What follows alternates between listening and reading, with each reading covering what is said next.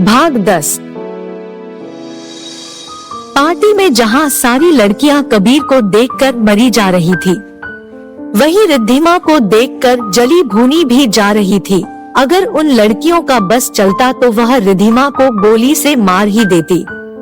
अब लड़कियों के लिए तो जलन की बात ही थी, क्योंकि रिद्धिमा की वजह से शहर के सबसे हॉट और हैंडसम लड़का, और वो भी पेस्ट्री बिजनेसमैन, उनके हाथ से जो निकल गया था। लड़कियों को अपनी ओर इस तरह गुस्से से घूरता देखकर रिद्धिमा का दिमाग खराब हो गया। जो लड़कियां रिद्धिमा को बुरी तरह से घूर रही थी, उन्हें वापस घूरते हुए रिद्धिमा धीरे धीरे बोली, साली कुत्ती कमीनी। यह सुनकर कबीर की आंखें हैरानी से फैल गई। वह उसकी तरफ हल्का सा झुककर उसके कानों में फुसफुसाया, बिहेव मिसेस कपूर। रिद्धिमा गुस्से से उसके सामने आकर खड़ी हो गई और उसके गले की टाई को कसते हुए धीरे से बोली, व्हाट बिहेव? आप इन कमीनी लड़कियों को देख रहे हैं जो मुझे कब से इस तरह से घूर रही है। कबीर बोला, तो तुम उनकी तरफ ध्यान ही क्यों दे रही हो? यहाँ पर ऐसे भी बहुत लोग हैं जो हम दोनों को देखकर एडमायर कर रहे हैं। फिर उसके चेहरे पर आई लटों को उसके कानों के पीछे करते हुए धीरे से उसके कान में बोला, यह किस तरह का बिहेवियर है और किस तरह की लैंग्वेज है जो तुम यूज कर रही हो मिसेस कपूर? तुम्हें देखकर तो मुझे यकीन ही नहीं हो रहा कि तुम राजेश ठाकुर की बेटी हो और एक डॉक्टर बनने वाली हो। रिद्धिमा अपने दांत पीसते हुए बोली, मेरे डैड को इस सब के बीच में लाने की कोई जरूरत नहीं है। और हाँ, तुम्हें एक बात और बता दूं कि मुझे शुद्ध हिंदी में इससे भी अच्छी अच्छी गालियां देनी आती है। कहो तो तुम्हें भी किसी दिन सिखा दूंगी। कबीर बोला, shut up Riddhima, you are impossible.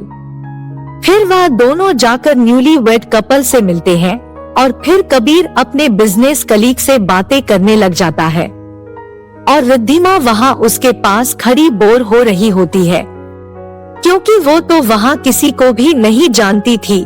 तभी पीछे से एक आवाज आती है, हाय कबीर। कबीर जैसे ही ये आवाज सुनता है, उसका वहाँ से भाग जाने को मन करता है, लेकिन फिर भी वो अपना मन मार कर जबरदस्ती की मुस्कान अपने होठों पर चिपका कर उस आवाज की तरफ मुड़ता है और बोलता है, hello miss Mehra, how are you? वो लड़की नशे में झूलती हुई बोली, कबीर, मिस मेहरा नहीं, पिया कहो। मुस्कुराते हुए बड़े ही मधोशी वाले स्टाइल में बोली। रिद्धिमा उस लड़की को गौर से देखती है। उसने वाइन कलर की बहुत ही ज्यादा शॉर्ट ड्रेस पहनी हुई थी, जिसकी नेक कुछ ज्यादा ही डीप होने की वजह से उसकी क्लीवेज कुछ ज्यादा ही नजर आ रही थी। थोड़े शब्दों में कहें तो उसकी ड्रेस उसके बदन को छुपाने की बजाय दिखाने का काम ज्यादा कर रही थी। पिया कबीर से बात कर ही रही होती है कि तभी उसकी नजर कबीर के बराबर में खड़ी रिद्धिमा पर जाती है, तो वो कबीर से बोलती है, अरे कबीर, तुम्हारे साथ यह बहन जी कौन है? कहाँ से उठा लाए हो इसे? ये तुम्हारी पर्सनैलिटी से मैच भी नहीं करती। कबीर बोला, बिहेव मिस मेहरा। जिसके बारे में घटिया अल्फाज आपकी जबान से निकले हैं ना, वो मेरी वाइफ है, मिसेज रिद्धिमा कबीर कपूर। इस बात को अपने दिल और दिमाग में अच्छे से फिट कर लीजिए और हाँ, अपनी हद में रहकर बात कीजिएगा, क्योंकि अगर मैंने अपनी हद पार की तो आप सह नहीं पाएंगी। कबीर की बात सुनकर रिद्धिमा कबीर को देखने लगी। उसे तो उम्मीद ही नहीं थी कि कबीर उसके लिए कभी कोई स्टैंड भी लेगा। पिया नशे की हालत में कबीर के गाल पर उंगली रखकर बोली, कबीर, मुझे तो यकीन ही नहीं हो रहा कि तुम पसंद इतनी घटिया और डाउन मार्केट हो सकती है। कितने घटिया कपड़े पहने हैं इसने, लगता है यह किसी मिडिल क्लास फैमिली से ही है, क्योंकि इसे तो ये भी नहीं पता कि अमीरों की पार्टी में क्या पहन कर आया जाता है।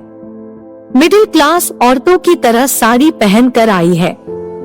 एक तो रिद्धिमा जबरदस्ती पार्टी में लाए जाने की वजह से पहले से ही गुस्से में थी और अब पिया की बातें सुनकर उसका दिमाग और ज्यादा खराब हो गया। बस इतना सुनना था कि रिद्धिमा गुस्से से फट पड़ी और बोली, मिस पिया मेहरा, तुम्हारी नॉलेज के लिए बता दूं कि मैं कोई बहनजी नहीं हूँ और ड्रेसिंग स्टाइल मेरा नहीं बल्कि तुम्हारा खराब है। किसी की पार्टी में क्या पहन कर आया जाता है और क्या नहीं, ये मुझे तुमसे सीखने की कोई जरूरत नहीं है, क्योंकि अगर अपने जिस्म की नुमाइश करना ही हाई सोसाइटी से बिलोंग करने की निशानी होता है तो मैं ऐसी हाई सोसाइटी से बिलोंग नहीं करती हूँ। एक्चुअली मैं एक अच्छे परिवार की बेटी और एक अच्छे परिवार की बहू हूँ। Look at your dress miss Mehra, you just look like dancer. पिया बोली, हाउ डेयर यू, तुम्हारी हिम्मत कैसे हुई मुझे एक डांसर कहने की? मेरी ड्रेस को देखा है तुमने? कहां से मेरे कपड़े तुम्हें डांसर्स की तरह लग रहे हैं? जरा भी फैशन सेंस नहीं है तुम्हारे अंदर। रिद्धिमा बोली, हाँ सही कह रही हो तुम्हारी ड्रेस डांसर जैसी नहीं है। सॉरी मैंने ये कह दिया तुम्हें। मैंने अब देखा तुम्हारी ड्रेस को ध्यान से। ये जो तुम्हारी ड्रेस है ये वही घटिया से डिजाइनर की घटिया सी ड्रेस है जिसकी लास्ट टाइम सेल लगी हुई थी और कोई इसे फ्री में भी लेने को तैयार नहीं था। तो पिया बोली, ही यू डाउन मार्केट गर्ल, तुम्हारी हिम्मत कैसे हुई मेरी ड्रेस के बारे में ऐसा कुछ कहने की? और मैंने यह कोई फ्री में नहीं खरीदी है।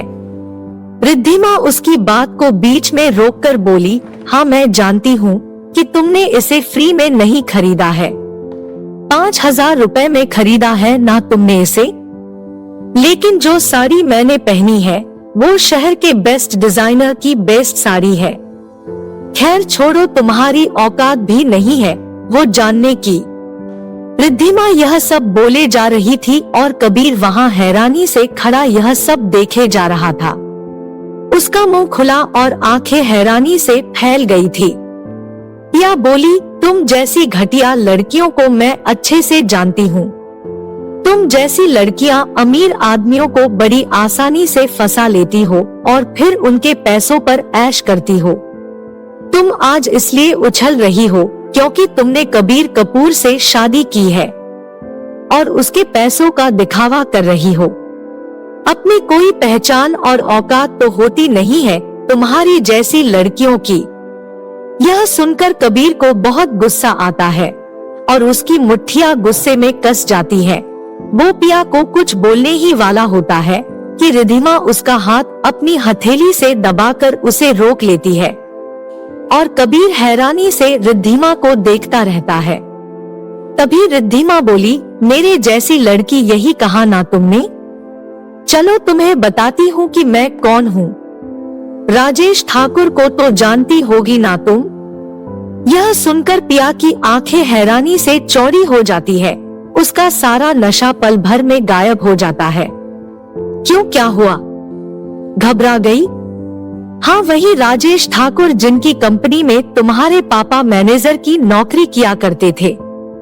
उसी राजेश ठाकुर की बेटी हूँ मैं और मैं अच्छी तरह जानती हूँ कि मेरे डैड की कंपनी के नुकसान के पीछे भी तुम्हारे पापा का ही घटिया प्लान था। लेकिन तुम मेरे डैड की चिंता मत करना क्योंकि मेरे डैड की कंपनी फिर से अपनी उसी पोजीशन पर पहुंच गई है जिस पर वो पहले थी, क्योंकि मेरे पापा यही डिजर्व करते हैं। वो तुम्हारे डैड की तरह नालायक, घटिया, कमीने और पीठ में छुरा भोंकने वाले इंसान नहीं है। पार्टी में आए हर इंसान की नजर रिद्धिमा और पिया पर ही थी। पिया से अपनी बेइज्जती सहन नहीं होती और वो वहाँ से चली जाती है। कबीर भी रिद्धिमा के मुंह से ये सब सुनकर शॉक में था क्योंकि उसे भी इस बारे में कुछ नहीं पता था। रिद्धिमा उसका हाथ पकड़ती है और उसे वहाँ से बाहर ले जाती है। थोड़ी देर बाद कबीर रिद्धिमा से पूछता है, रिद्धिमा ये सब क्या था? रिद्धिमा बोली, कुछ नहीं, और वो अपनी आंखों में आए हुए आंसुओं को पोंछ लेती है। कबीर ने एक बार फिर बड़े प्यार से उससे पूछा, क्या हुआ मिसेस कपूर, क्यों रो रही हो?